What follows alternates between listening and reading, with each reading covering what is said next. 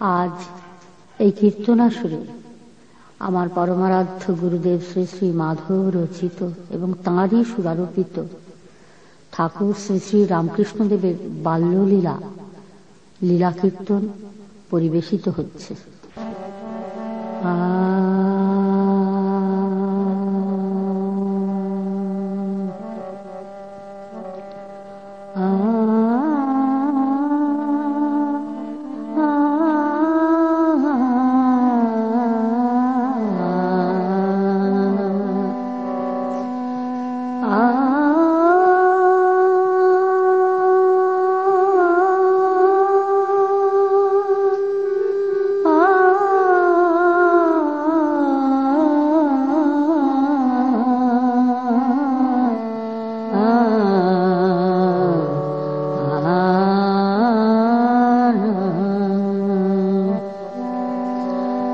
আজ আমাদের সত্যের অভিন্ন প্রভাবরূপ প্রকৃতির যে ধারণ শক্তি, সেই ধারণ শক্তি ধর্ম নামে পরিচিত।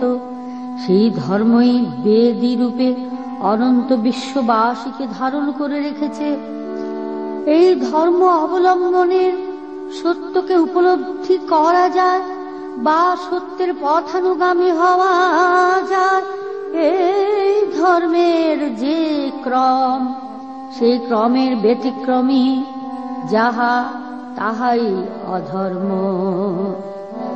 সেই অধর্মের প্রভাবে ধর্ম যখন গ্লানিতে গ্লানিতে হয় আবরিত, সেই আবরণ উন্মোচনের কারণে এই নিরাকার ও শাশ্বত সত্য সনাতন যুগে যুগে নরদেহে অবতার অবতারী রূপে সহচর সহচরী লয়ে যুগোপযোগী লীলার ধারায় ধরায় করে নবতরণ।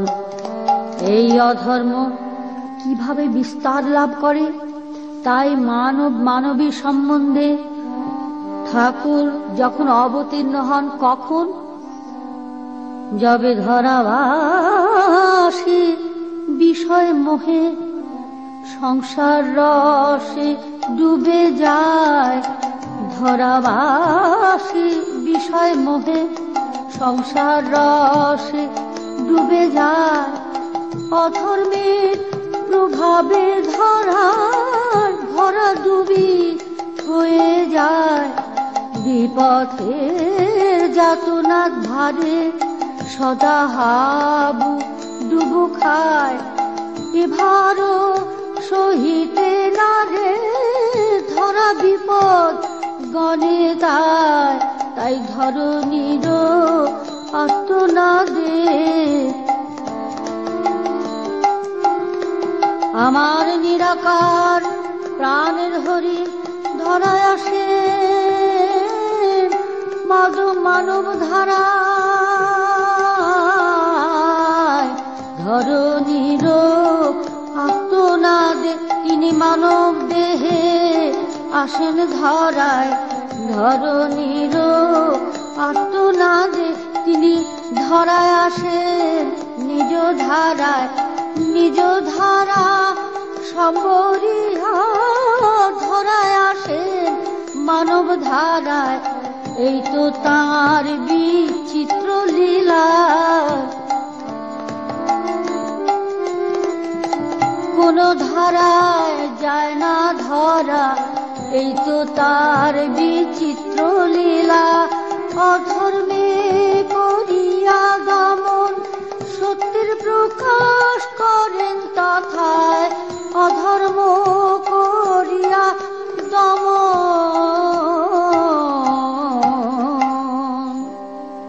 তাই নরদেহে ত্রেতা এলেন রামচন্দ্র রূপে, দাপরে এলেন শ্রীকৃষ্ণ রূপে, তিনি কলিতে এলেন গৌরাঙ্গ রূপে। আবার বুঝি ঘোর কলিতে ধরার দুর্দশা সইতে না পেরে হলেন আবির্ভূত শ্রীরাম কৃষ্ণ রূপে। লীর এক অখ্যাত পল্লী গ্রাম কামার পুকুরে ধর্মনিষ্ঠ দরিদ্র এক ব্রাহ্মণ ক্ষুদিরামের ঘরে মাতা চন্দ্রমণির গর্ভ সিন্ধু হতে এই ছোট্ট একটি শিশুর বেশে হলেন উদয়। বংশ পরিচয় বোঝা যায়, এরাই বুঝি যুগে যুগে নরদেহধারী ভগবানের পিতা মাতা রূপে গতাগতি করেন। তাই ক্ষুদিরাম চন্দ্রমণি ভিন্ন। এই শিশুর পিতামাতা হওয়ার যোগ্যতার কার আছে? তাই তাদের পরিচয় একটু তুলে ধরি।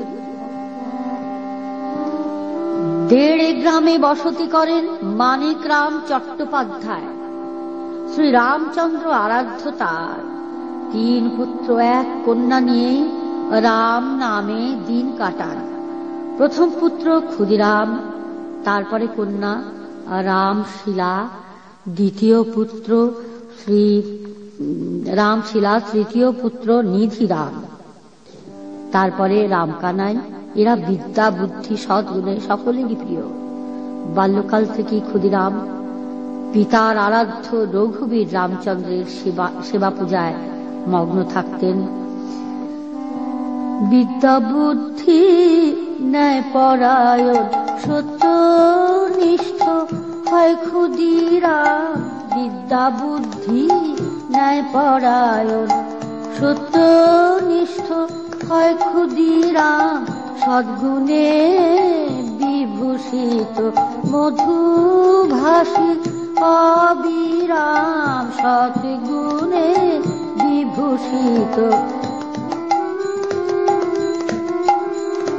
রঘুবীর তার সর্বসার। রঘুবীর তার সর্বসার। রঘুবীর তার প্রাণারাম। রঘুবীর তার সর্বসার। মুখে বলে জয় রঘুবীর, অন্তরে বাহিরে রাম। মুখে বলে জয় রঘুবীর, অন্তরে বাহিরে রাম। মুখে বলে জয় রঘুবীর। পিতার মৃত্যুর পর ক্ষুদিরাম 20 বছর বয়সে সপ্তম বর্ষীয়া এক বালিকাকে বিবাহ করেন।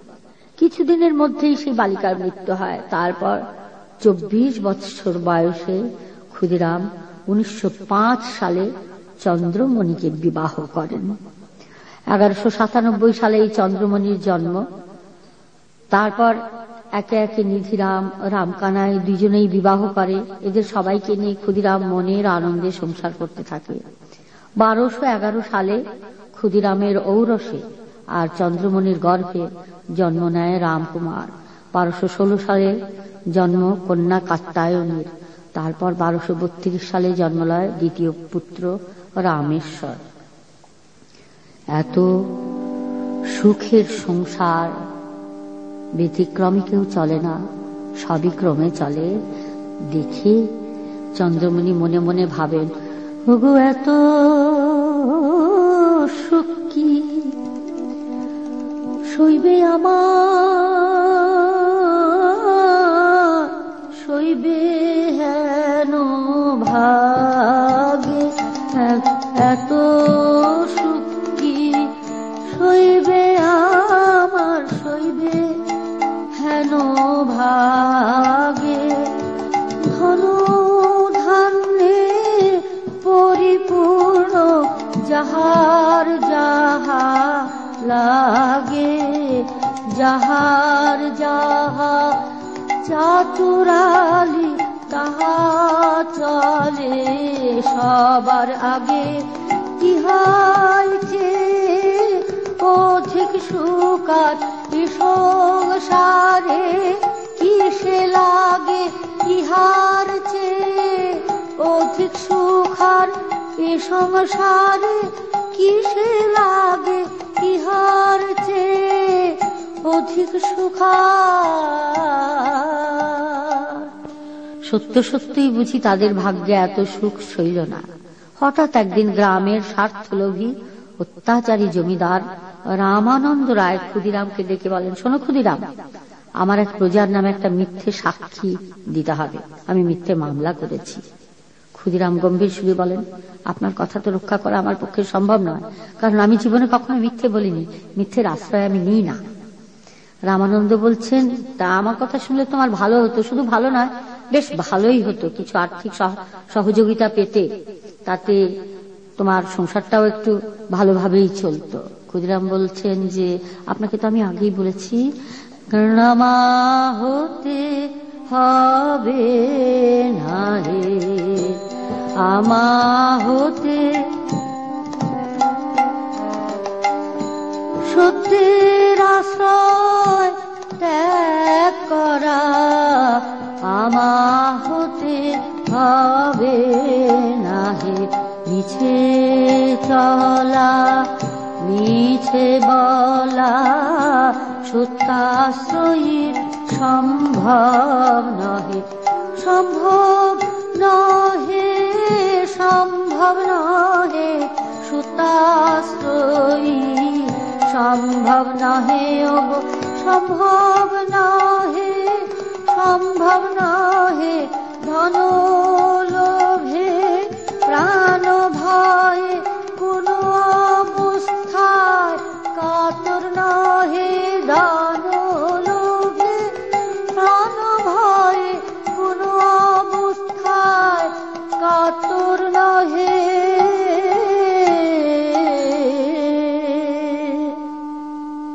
রামানন্দ রায় বলছেন, ক্ষুদিরাম, আমার প্রজা হয়ে আমার মুখের উপর এত বড় কথা তুমি বলতে পারলে?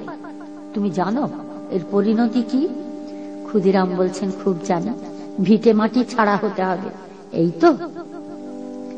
রামানন্দ রায় বলছেন, হ্যাঁ হ্যাঁ তাই হবে।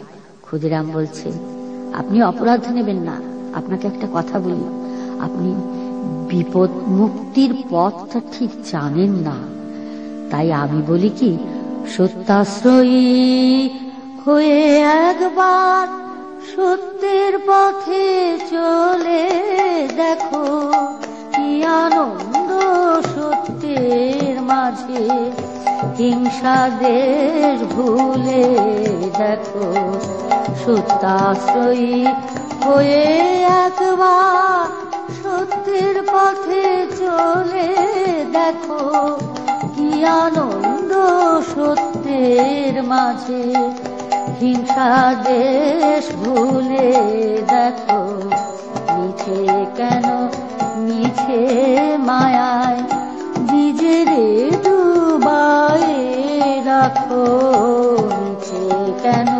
মিছে মায়ায় পরকে দুঃখ দিতে গিয়ে পাবে দুঃখ ভেবে দেখো, পরকে দুঃখ দিতে গেলে পাবে দুঃখ ভেবে রাখো, পরকে দুঃখ দিতে গেলে।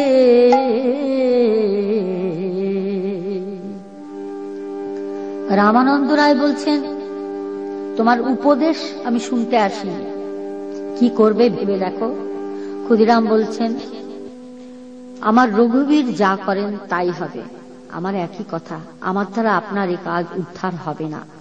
রামানন্দ রায় বলেন, বেশ দেখি কিভাবে তোমার রঘুবীর তোমাকে রক্ষা করেন। এরপরে সত্যি সত্যি অত্যাচারী রামানন্দ রায় ক্ষুদিরামের ভিটে মাটি মিথ্যে মামলার দায়ে কেড়ে নিয়ে নিল। 3 ভাইকে নিয়ে এসে ক্ষুদিরাম পথে দাঁড়ালেন, ভাইদের ডেকে বললেন, যাও তোমরা যার যার সুবিধা মতো স্থানে গিয়ে আশ্রয় নাও। ভাইরা কেঁদে কেঁদে বলে, দাদা আপনাকে ফেলে কেমন করে যাব? তখন ক্ষুদিরাম বলছেন, আমার জন্যে ভাবতে হবে না, তোমরা নিজেদের আশ্রয় খুঁজে নাও, দেখা যাক। সত্যি ভাইরা বলছে, আপনাকে ছেড়ে তো কোনোদিন থাকিনি, থাকবো কি করে? তখন ক্ষুদিরাম বলছেন, ওগো যা ঘটিবার ঘটে সকলই, ইচ্ছা মায়ের ইচ্ছায় যে ভাই, স্বার্থ বুদ্ধি দেয় দুঃখ, একবার ভেবে দেখো তাই, যা করার তা করবেন তিনি, মিছে দুঃখে লাভ নাই। যা করার তা করবেন তিনি, মিছে দুঃখে লাভ নাই। রঘুবীরের করো স্মরণ, আবার মিলন হবে ভাই। রঘুবীরের করো স্মরণ, আবার মিলন হবে ভাই। রঘুবীরের করো স্মরণ। দাদার আদেশ মতো দুই ভাই কেঁদে কেঁদে চলে গেল। এই অবস্থায় ক্ষুদিরাম যখন স্ত্রী পুত্র কন্যা নিয়ে সে রাস্তায় দাঁড়িয়েছেন, রামানন্দ হেসে বলছেন, কি হলো, তোমার রঘুবীর তোমাকে রক্ষা করলেন না? ক্ষুদিরাম বলছেন, রঘুবীর শুধু আমাকেই রক্ষা করবেন কেন, তিনি যে সবারই রক্ষাকর্তা। এদিকে কামার পুকুরে শুক্লাল গোস্বামী ক্ষুদিরামের সহপাঠী এবং আচরণের দুটিতে হরিহর আত্মা। হঠাৎ লোকমুখে ক্ষুদিরামের ওই দুরবস্থার কথা শুনে লোক পাঠিয়ে দিয়েছে ক্ষুদিরামের পরিবার বর্গকে সযত্নে সাদর সম্ভাষণে নিজ গ্রামে নিয়ে আসার জন্য। নিঃসম্বল ক্ষুদিরাম তখন সবাইকে সঙ্গে নিয়ে আশ্বস্ত আনন্দে কামার পুকুরের পথে চলেছেন। যাত্রার পথে রামানন্দকে সম্মুখে দেখতে পেয়ে ধর্মপ্রাণ ক্ষুদিরাম করজোরে রঘুবীরের কাছে প্রার্থনা করছেন, হে রঘুবীর, হে রঘুবীর, সমস্ত ঘটনার মূলেই তো তুমি, যা ঘটাবার তুমি ঘটাও, আবার সমাধানও তুমি করো। তাই বলি এতে তো রাম আনন্দের কোনো দোষ নাই, সে তো উপলক্ষ মাত্র, তার কোনো দোষ নাই ঠাকুর। সমস্ত ঘটনার অন্তরালে যে তোমার মঙ্গল বিধান রয়েছে, তবু যদি এতে রামানন্দের কোনো দোষ হয়ে থাকে তাকে তুমি ক্ষমা করো হে। এ কথা শুনে রামানন্দের চক্ষু স্থির হয়ে যায়, কাষ্ঠপুত্তলিকার মতো দাঁড়িয়ে রয়েছেন। সপরিবারে ক্ষুদিরাম চলেছে গ্রাম ছাড়া হয়ে। সবাই একে এগিয়ে এসে বলে, গ্রামবাসীরা, আপনি গ্রাম ছাড়া হয়ে গেলে আমরা কি করে থাকবো, আপনি যাবেন না, যাবেন না। অশ্রু ভরা নেত্রে ক্ষুদিরাম বলে, আমার রঘুবীর যা করেন তাই হবে, তোমাদের একথা আমার মনে থাকবে। কিন্তু রঘুবীরের ইচ্ছে নয় এখানে আমি থাকি, তাই আমি চলে যাই,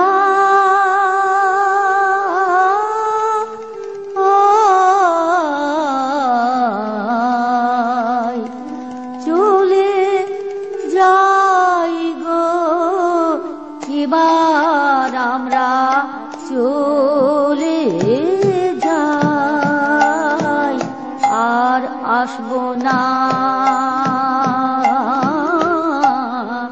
দেড়ে গ্রামে ভিটে ছাড়া হতে যায়। সৎপুরুষে ভিটে মাটি আর মোদের ভাগ্যে নাই, কাউকে দোষী করি না গো, ভাগ্যে যাহা হবে তাই, কাউকে দোষী করি না গো, ভাগ্যে যাহা হবে তাই, চলে যাই। গ্রামবাসীরা সবাই অশ্রু জলে বক্ষ ভাসিয়ে ক্ষুদিরামের যাত্রাপথে অপলক নেত্রে চেয়ে থাকে। যত দূর পর্যন্ত দেখা গেল তত দূর পর্যন্ত তাদের কান্না ঝরা দৃষ্টি সেদিকে গাঁথা রইল।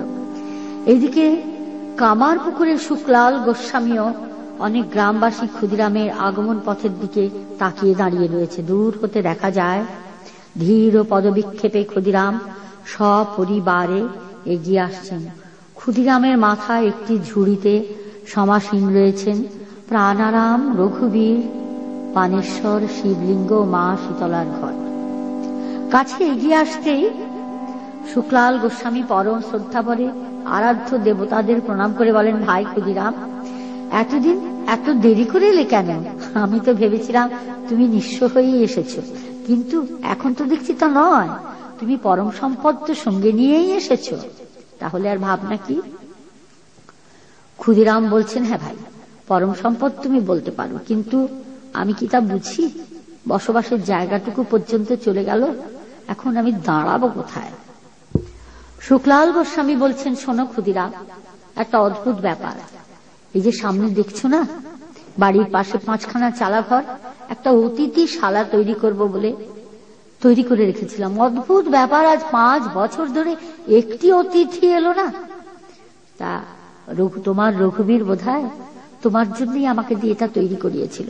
এইখানেই তোমরা থাকো, অসুবিধা হবে না। আর আমার 1.5 বিঘে লক্ষ্মীমন্ত জমি আছে, সে জমিতে যা ফসল হবে সেই ফসলে তোমার খুব ভালোভাবে চলে যাবে।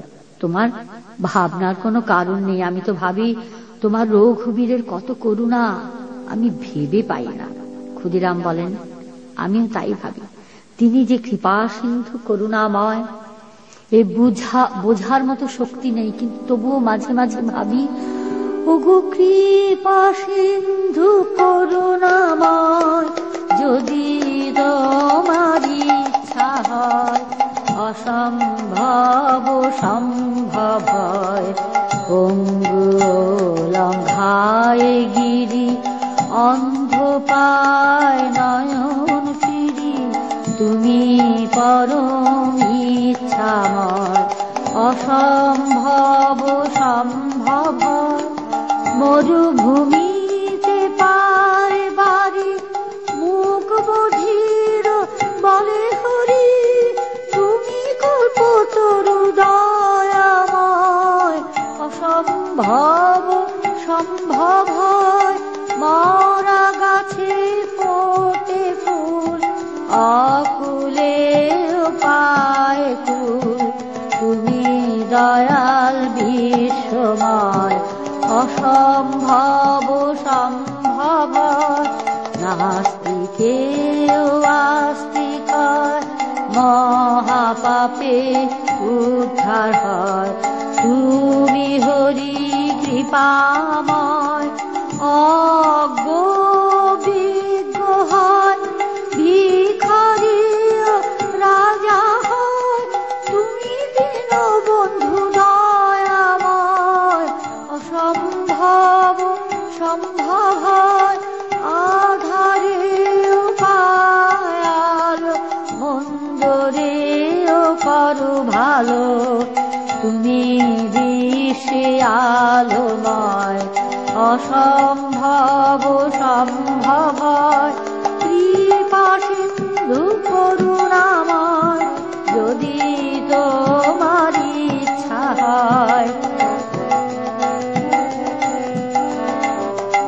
বিপথ সুপথ হয়, অঘাট ঘাট হয়, তুমি ত্রাণকর্তা গুণময়, অসম্ভব সম্ভব হয়। অব্রাহ্মণ ব্রাহ্মণ হয়, অসাধু সাধু হয়, তুমি হরি ব্রহ্মময়, অসম্ভব সম্ভব হয়। কৃপা করে করিও, একটু চরণ ছায়া দিও, অধমে যেন এই ইচ্ছা হয়, অসম্ভব সম্ভব হয়। কৃপা সিন্ধু করুণাময়, যদি তোমার ইচ্ছা হয়, অসম্ভব সম্ভব, অসম্ভব সম্ভব হয়। নতুন আবাসে আশ্রয় লাভ করে ক্ষুদিরাম একদিন সংসার পরিচালনার কারণে কর্মের সন্ধানে ঘর থেকে বেরোলেন। ঘুরে ঘুরে শ্রান্ত ক্লান্ত হয়ে তিনি একটি গাছের তলায় ঘুমিয়ে পড়লেন। এটি আম্রবৃক্ষের নিচে আম গাছের তলায় ঘুমিয়ে পড়লেন। ঘুমের মাঝে স্বপ্ন দেখছেন ইষ্টদেব রঘুবীর তার নবদুর্বাদল শ্যাম নল কিশোর রূপে নৃত্য ছন্দে হেলে দুলে তার দিকে আসছে ধীরে ধীরে। হাতে তার ধনুর্বাণের বদলে মোহন মুরলী, জয় রাধা শ্রী রাধা বলে মুরলী বাজাতে বাজাতে কাছে সদূরে একটি ধান ক্ষেত দেখিয়ে বলেন, বলো বাবা বলো, আর কতদিন ওই ধান ক্ষেতের মাঝে একাকী পড়ে থাকবো? বড় স্বাদ আমার তোমার ঘরেতে যাব, নিয়ে চলো সাথে করে মোরে, ফেলে আর রেখো না গো হেথা অনাদরে। এই বলেই মুরলীধর বালক কৃষ্ণ আস্তে আস্তে মিলিয়ে যেতেই ক্ষুদিরামের স্বপ্ন ভেঙে যায়। ভাবেন সর্বাঙ্গে তার শিহরণ হয় কেন?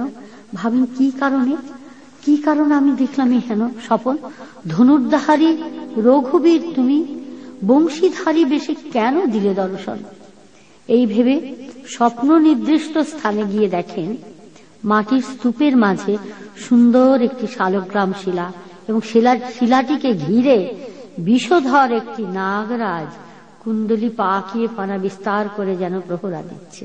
সেই নাগরাজের মধ্যেও ক্ষুদিরাম তার রঘুবীরকে দর্শন করে ভাবলেন, কত রূপে কত ভাবে কত ছলা কলা, অন্ত নাহি পাই প্রভু একি তব লীলা।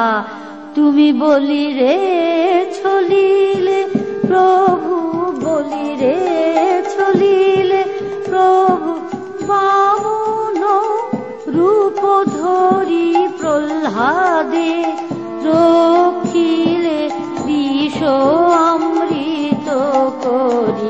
ধ্রুবরে ছলিলে তুমি, ধ্রুবরে ছলিলে তুমি, ভুজঙ্গিনী রূপ ধরি তার ভক্তিতে দিল সে দেখা, তার মধ্যে তুমি শ্রীহরি। আমি তো নই সেরূপ ভক্ত, আমি তো নই সেরূপ ভক্ত, আমারে ছলিও না হরি। আমি তো নই সেরূপ ভক্ত, আমারে ছলিও না হরি। আমি তো নই সেরূপ ভক্ত।